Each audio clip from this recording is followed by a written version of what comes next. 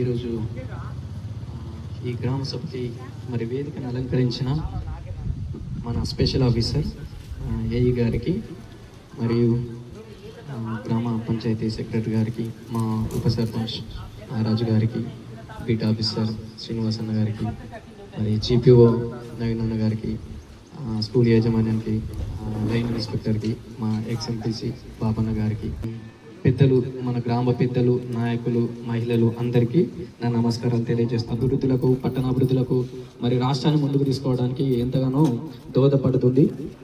మనకు మరి గతంలో ఎందుకంటే ఇది ఒకటి ఉంది, పాఠశాల కవర్ అవుతుంది.